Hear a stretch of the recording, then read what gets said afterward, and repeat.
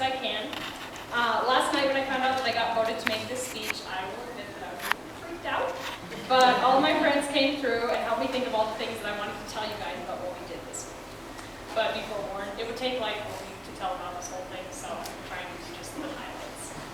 So the first day, we all showed up for orientation. I remember standing around feeling incredibly self-conscious and wondering who I was going to be friends with. Some of us were thinking this is going to be the longest and most awkward week of our lives. Little did I know that pretty much all of us were feeling the same way. After all of you parents left, we went off to do some icebreakers. I remember thinking, oh geez, they're going to try and make us be friends with each other. This never works in real life. Well, it turns out that helping your teammates get through a spider web, playing musical hula hoops, and mingling really does work. It was amazing. In the span of about 2 to 3 hours, we all knew almost everyone else's names, where they were from, and what they would do with an unlimited amount of money. And we got some cool answers to that one. But it didn't end there. After our icebreaker session, we were taken into a classroom and told how to process a crime scene. And then we actually had to do it.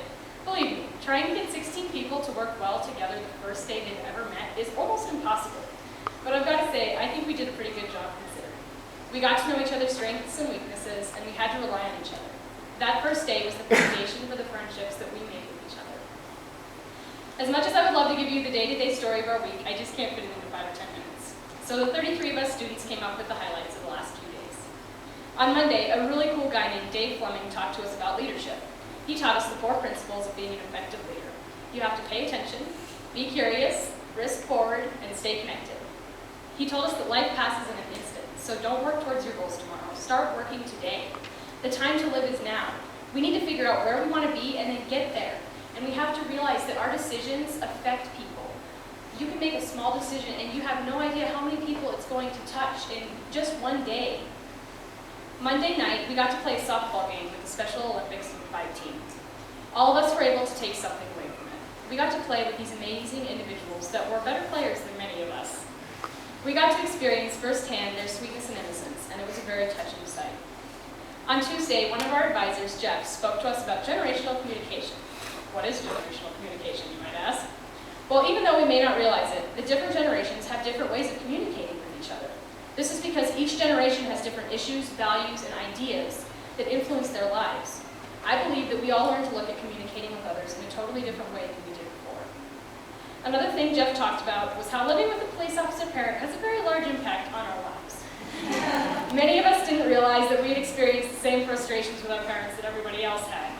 We weren't the only ones. I, for one, understand my dad's job and why he is the way he is much better now. Also on Tuesday, we had officers from the Flagstaff PD come in and talk to us about DUIs. Let me just say to all of you parents out there, you can rest assured that none of us will ever drink and drive. If that slideshow wasn't enough to deter us, the beer goggles definitely helped. Did I mention trying to drive adult-sized tricycles with the beer goggles on? Not exactly easy. That night, we watched a movie called We Were Soldiers.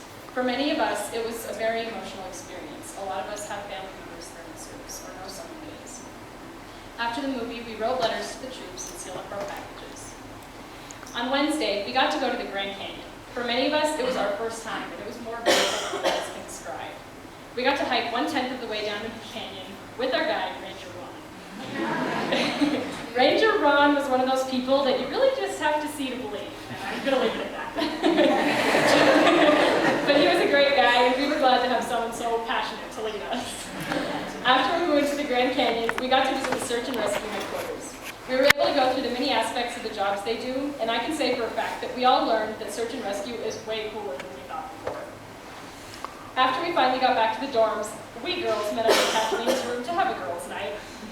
There was nail polish, there were face masks, and oh yeah, there was toilet paper. When we all got into their room, we had to take some toilet paper from a roll, and I didn't know what was going on. I wasn't fast enough, and someone got toilet paper for me, and I got 14 squares, and for some reason, everybody thought this was hilarious. So I guess the game was that for every square, you had to tell something about yourself, and it was actually really fun, and I learned even more about these girls that become my fast friends. Well, during our little girls' night, the boys decided to get together and have a little party of their own. It's definitely worth noting that they asked Rob if they could do it, and okay, here's what Rob said. What do you think you guys and I did? All of us sitting around in our underpants eating Cheetos and playing video games?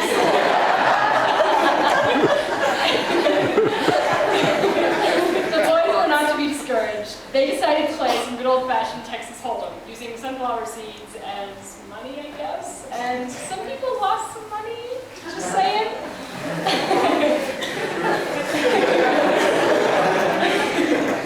They sounded like they had almost as much fun as we did, but come on, what can beat seeing Kathleen with green poop on her face?